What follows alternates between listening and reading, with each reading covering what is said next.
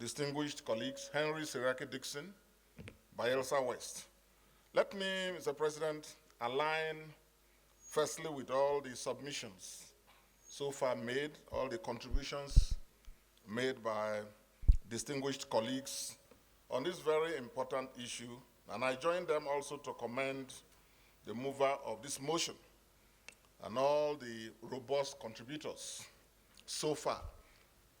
Mr. President, I won't go over what all my colleagues have said, because everyone that has spoken has pointed out the fact that we are facing a national calamity. This is a national emergency, a national calamity, a national time bomb waiting to explode, or it has already exploded. And we are waiting for the full effect of it to occur. What is necessary now is the way forward. What should we do? Mr. President, considering the nationwide prevalence of this menace, because it's happening everywhere, in every community, in every tertiary institution, now even in every secondary school.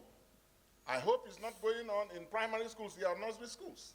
So it's a major issue across the length and breadth of our country. I will suggest that the enormity of this national situation, this crisis, is beyond what the prayers are asking us to do. I will rather, when we consider the prayers, urge for the declaration of a state of emergency, on a state of narcotics emergency, drug emergency in this country. And we should commend also, I agree, we should commend the present leadership of the NDLA, which by every account seems to be, everybody says the same thing, that General Marwa is giving effective leadership and has taken our national response to this drug crisis to another level. So we should commend him and his officers and men. But we should, in my view, urge the president to lead the challenge.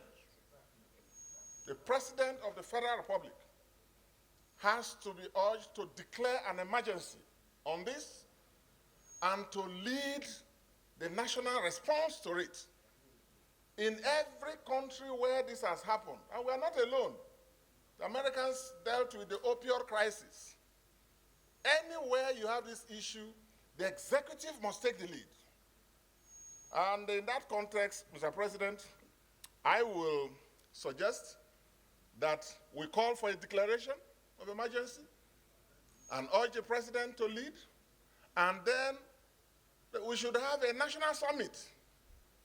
We should have a national summit on this so that all the stakeholders, NDLA, the police, the medical people, and the federal government itself, we will now listen to all of them, even beyond what we know, because we are not experts.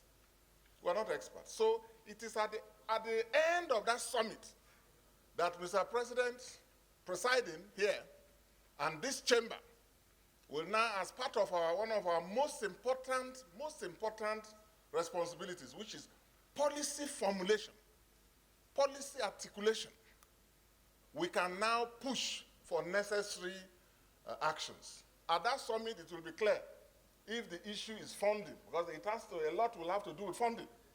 Let us even know, at that summit, we'll see whether we need to even tinker with the laws, and so on and so forth. So, Mr. President, I commend the mover, and I support that we deal with this with the urgency and give it the importance that it truly and rightly deserves. Thank you. I'm sure Senator Mustafa, his submission has addressed your